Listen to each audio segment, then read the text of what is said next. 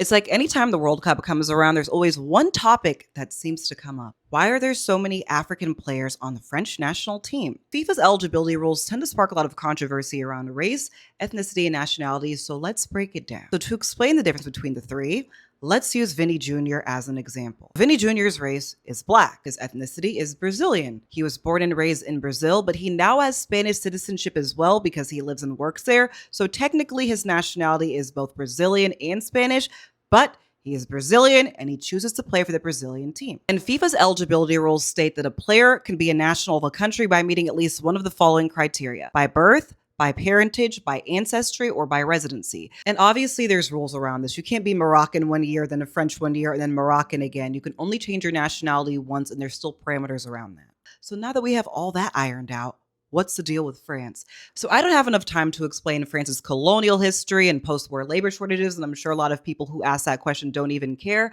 But these things, along with political and economic instability, brought people of former colonies to France, and these people had kids that were born in France, which makes them French. And a lot of this has to do with class more than it does race, because yes, anybody can play football, but if you look at teams from nearly every country, a lot of the players are working class and coming from poor backgrounds. Because if you compare the French football team to the French water polo team, it's obviously going to look a lot different. Hello, did we already forget about bleu, blanc, beurre? So you have to get called up to play for a team. And of course, not everybody's going to get called up. There's only so many spots, especially on teams that are more competitive, like France, Spain, Brazil, or Argentina. But that's where Curacao comes in. So Curacao is a former Dutch colony, is technically part of the Dutch kingdom. So Curaçao's coach, Dick Advocaat, who also coached for the Dutch team, said, "There are many players who dreamed of playing for the Netherlands one day. Some are 23, 24, 25 years old and no longer think about the national team. We should give them the chance." And that's why nearly every player on Curaçao's team was born in the Netherlands, but they're playing for Curacao because they qualify by ancestry or parentage. And personally, I think that's fair. And I'm sure there's lots of far-right nationalists who disagree, but that's why they're getting called up and you're watching from the pub or your couch.